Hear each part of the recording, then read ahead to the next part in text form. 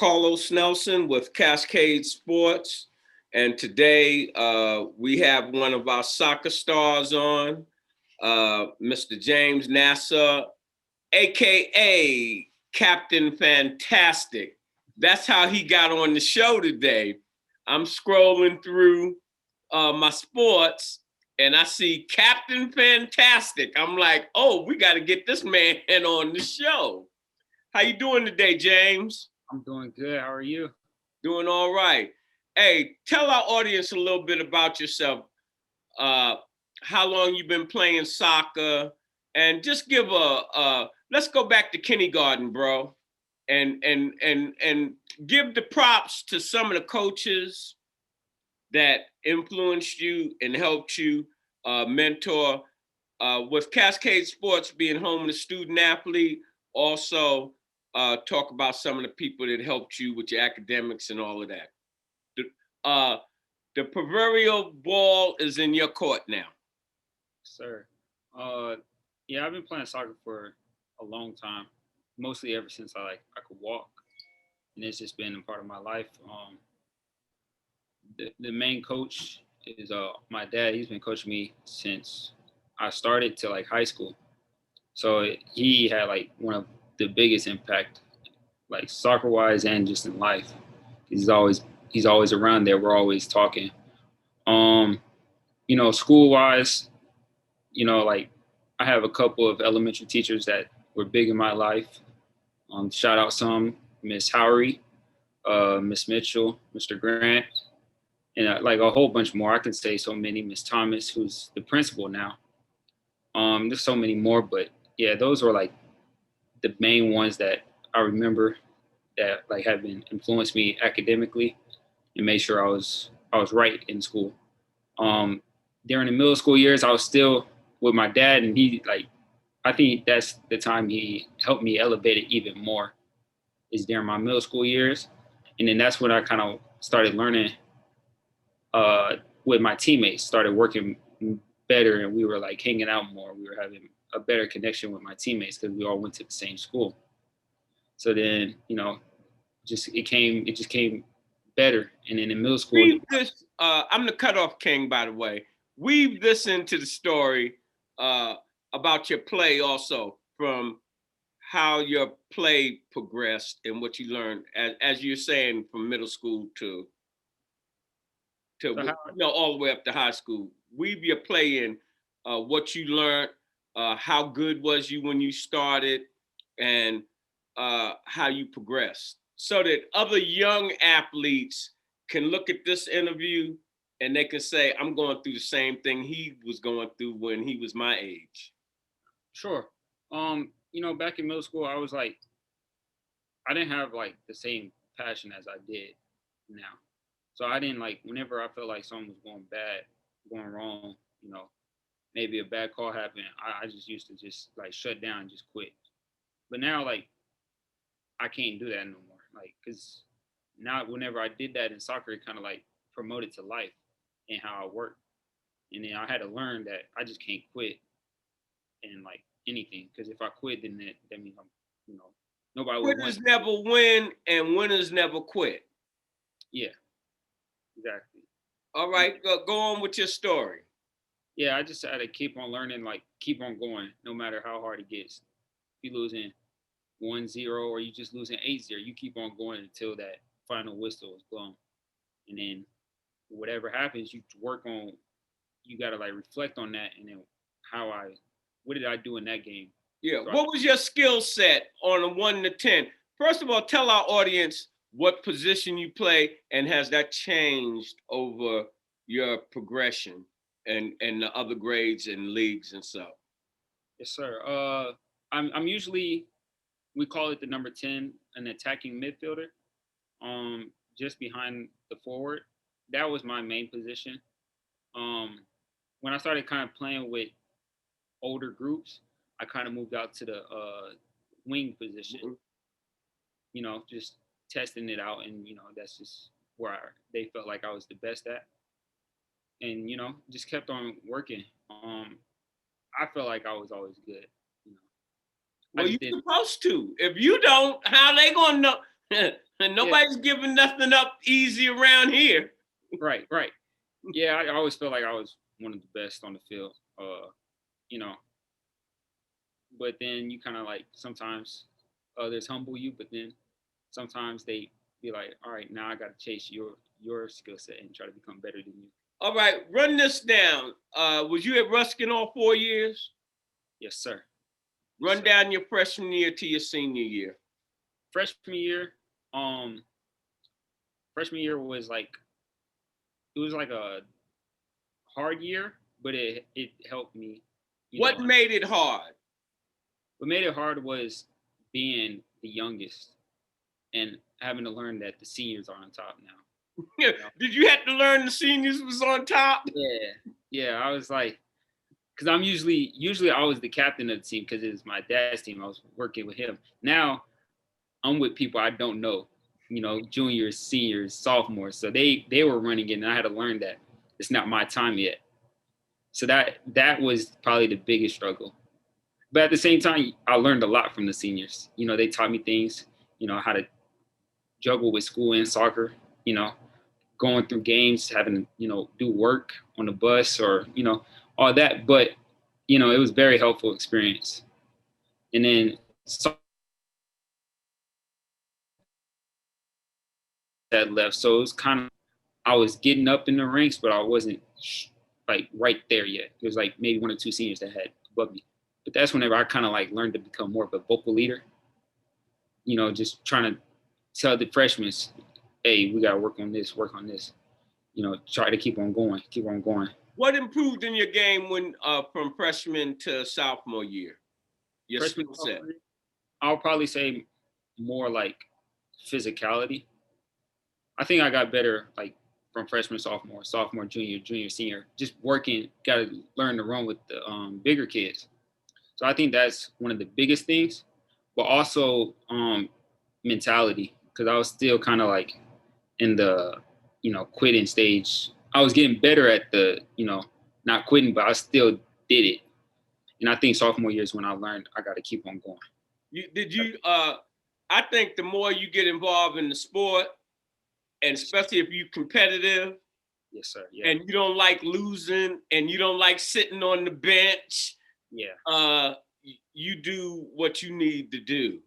Yes, sir. Yes. Yeah. That helped a lot. As they say, see, they got new terminology for good players and stuff. Especially in basketball, they be like, you got to be a dog. When I first heard that, I was like, what are you talking about? You got to be a dog. And that has proliferated throughout sports, meaning you got to be like the pit bull. Run it down. When did you turn into the dog? Because as I said earlier, got you on because they got the naming you Captain Fantastic. I'm like, what is he doing? The hat trick? Man, I think I became that dog whenever it was junior year, and like we were running the team. The juniors were running the team, and I felt like I was the one they leader of the pack.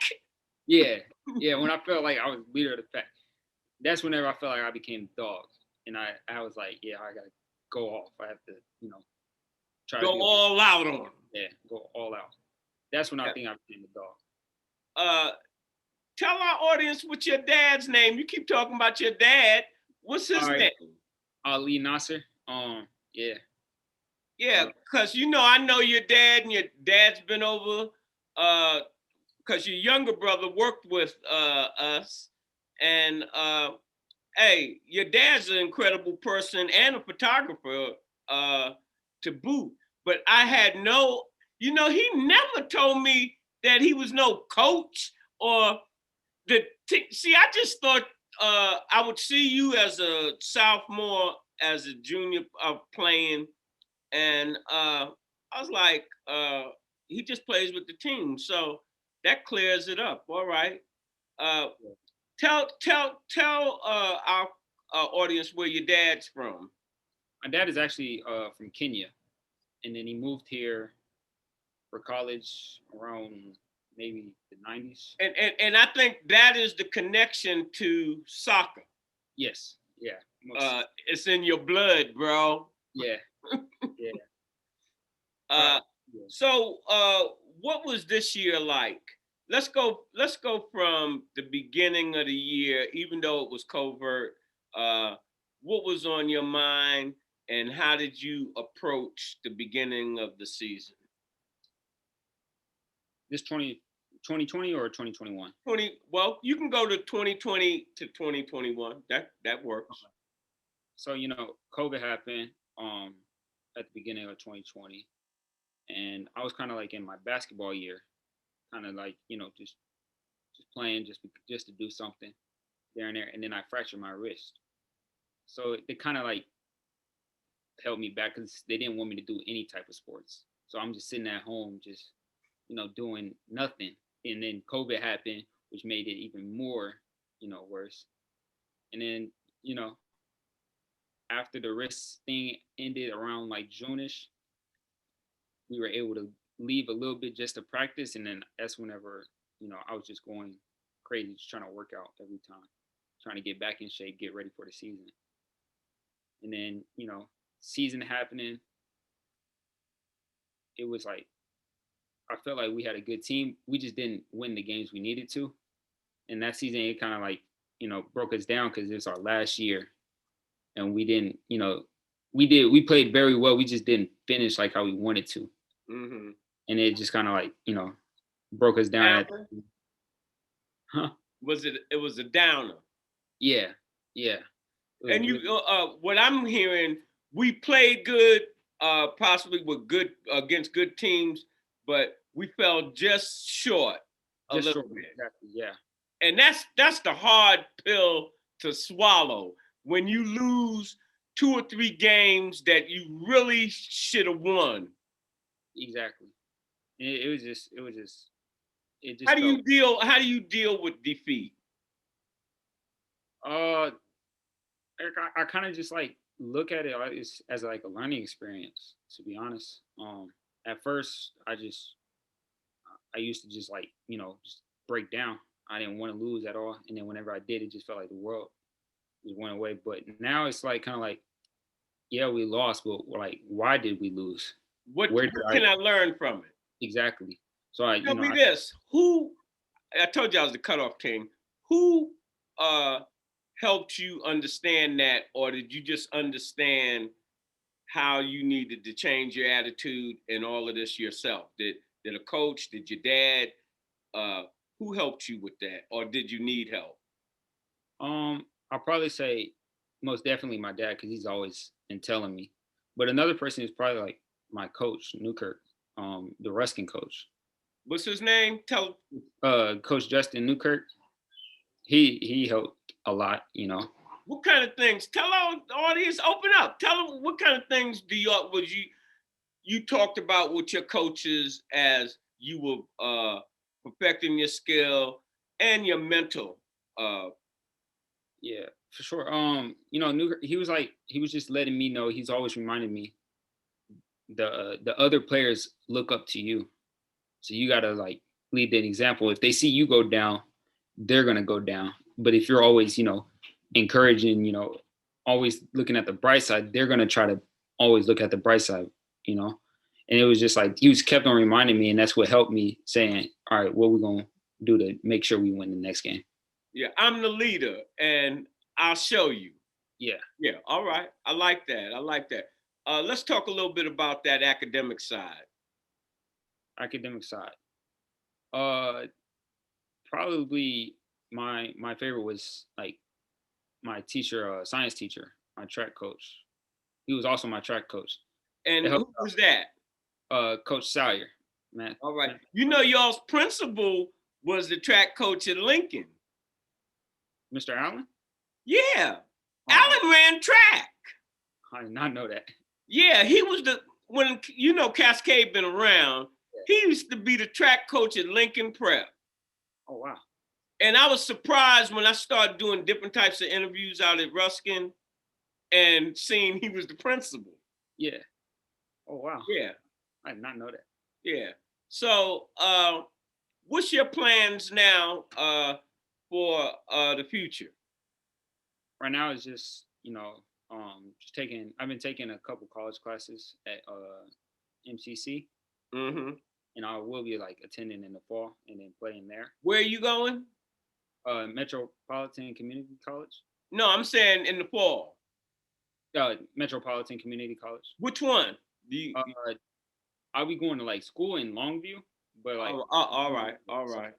What do you plan to get on one of the soccer teams? Yes, or are you already on one? I think I'm already on it because I was. Who are you looking at? Blue Valley. Blue Valley? Yeah. What's the name of their team? MCC. All right. I see you got the Liverpool behind you. I'm like, I know that's soccer in your blood. You talking that England stuff. Because that's where they really go crazy with them teams. Yeah. What kind of money is in it? Or do you even look at that? What do them big players be making, James? Man, they be making money. Like about, I think Messi and like Ronaldo are the highest paid. And what are they? What they walking away with? Probably a couple hundred million. Or do you have any idea? I think it's like a couple hundred million. Yeah, they're making that. Couple of 100 million. Yeah. All right. So, do you have any closing words? Just, thank you for the time. Thank you for getting me on here. All right. Hey, people, we're going to, before we close out, I'm going to give you a couple of photos of Captain Fantastic in action.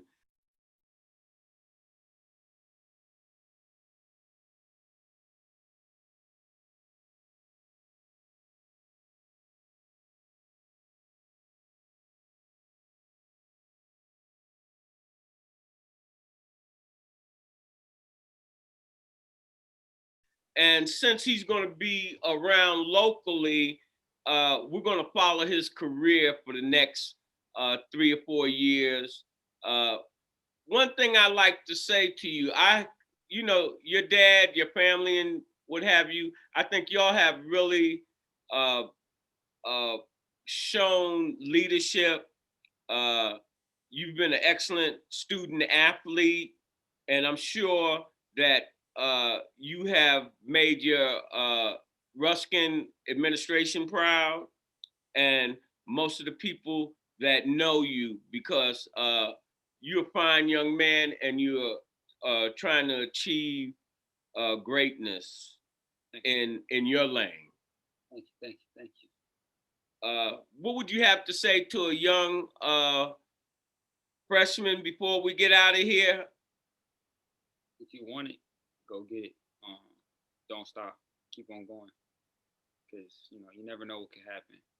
That one game you just played excellent, there could be a college scout or, out there looking at somebody else and they find you. So just keep on working. Don't stop. Don't stop. All right. And as we always say, when you invest in your community, you're really just investing in yourself. This program is brought to you by Flex